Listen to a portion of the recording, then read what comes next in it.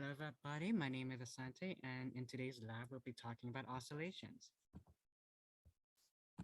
So the goal of today's lab is to first investigate the motion of an oscillating object, then to investigate the changes in energy of that oscillating object, and then afterwards we estimate the period of the oscillations.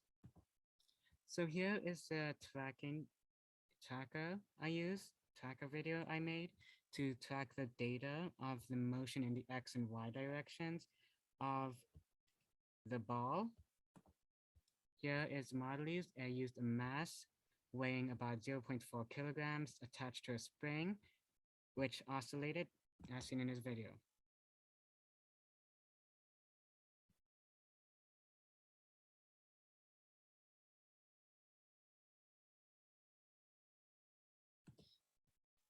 So in today's lab, the main focus was the energy principle, which states that if the change in energy is the sum of the change in the kinetic and potential energies.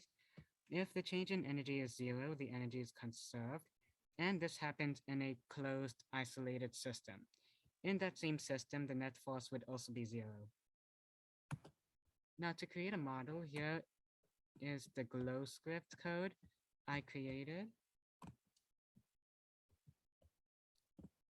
And for this code specifically, we had to import a CSV file, which we created from the tracker file.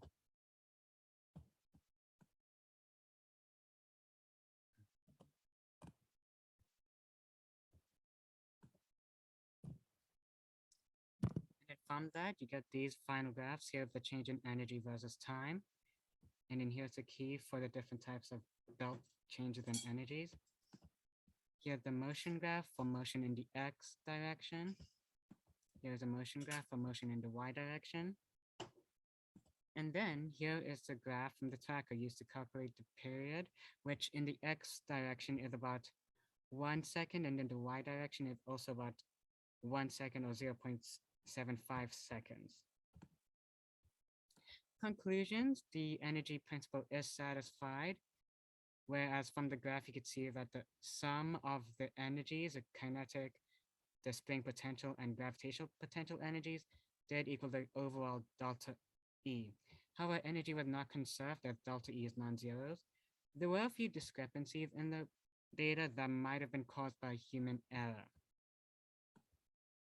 Assumptions made, motion in the Z direction is negligible, so that would not have any effect on the energy or on the ball's motion, and the model created by the GlowScript would neglected air resistance and drag.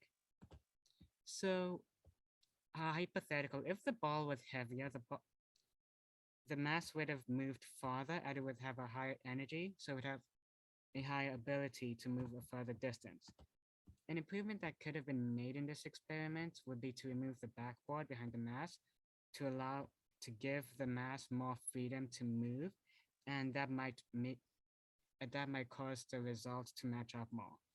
Okay, this is the end of the video. I thank you for your time.